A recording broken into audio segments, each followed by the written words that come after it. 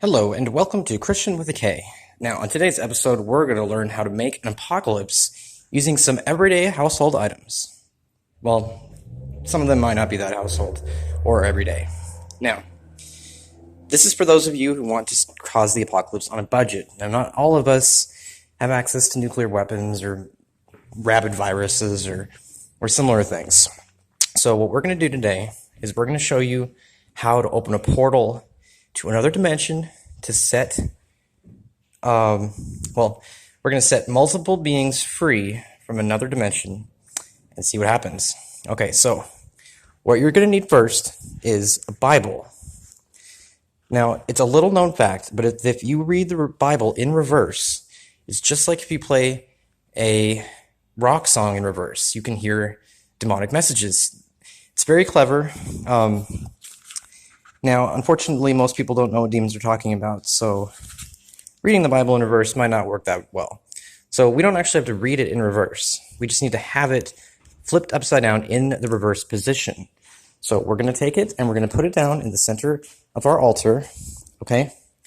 There you go. There's the book in the center of the altar. This is important. This is the first step. Okay? Now, normally, you would need tarot cards. Again, I'm saying household in a liberal way. So we don't actually have any tarot cards today, so I got some Hoyle trading cards. Now these are Bicycle brand, but they're basically Hoyle playing cards. These can substitute for tarot cards. You just need to find the right ones to create the correct pattern to open the portal. Now, since we're not trying to actually open a portal today, we don't actually have to find the right cards. We just have to choose some representative ones. So I'm going to choose 5 of them. It's important that you have 5 of them because you need to form an implicit pentagon around your Bible. Okay, so put the 2 tarot cards roughly in the angles that you would need to form a pentagon. This is a pretty good arrangement, I would say. You can't literally do it. I mean, depending on the size of your Bible and the size of your tarot cards, you might be able to make a more perfect pentagon, well, basically pentagram. But, this will do. Anyway, so now that you have your tarot cards, and these would really be ones like Judgment and the Empress and the World, those ones, if you had access to them. And if not, then it would be ones like the Aces, the Kings, and so forth and so on.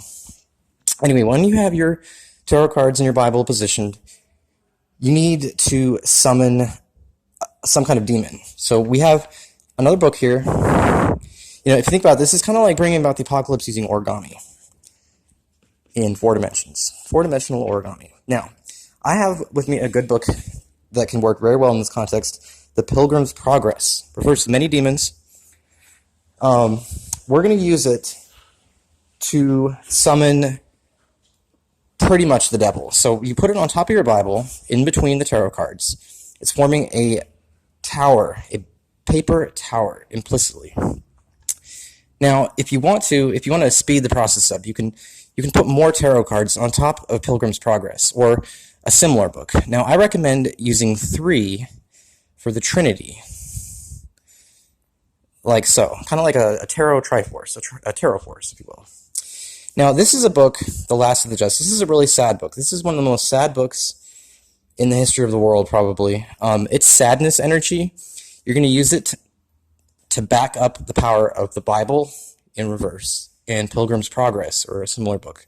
You could use Paradise Lost, Paradise Regained, etc. Any classic Christian literature will do. Anyway, so now that you have the altar set up, it's time to open the portal. Now, I told you that you don't need to actually say the Bible words in reverse to perform the ritual.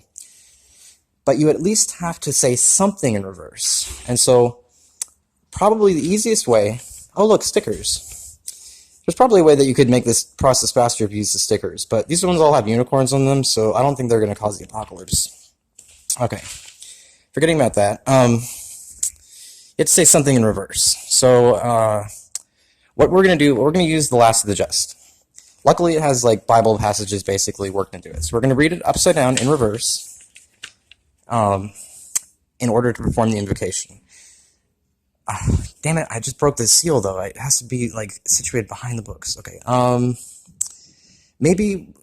Well, again, we're not really trying to summon a demon, so it doesn't really matter. Just imagine if you were really trying to do this, you would have the book behind the other books, and you'd have to memorize the passage. But you would just say something like, praised and pustko, Lord the Nuengama, B, Dora, praised and so on. I mean, these are names of death camps and concentration camps, I believe, so it's kind of morbid.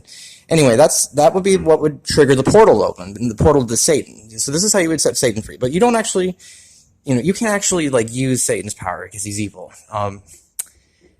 So you need the dark side of the Force. That you're just going to have on your own, I guess. You can't really get the dark side of the Force on the internet or on the dark net. Anyway,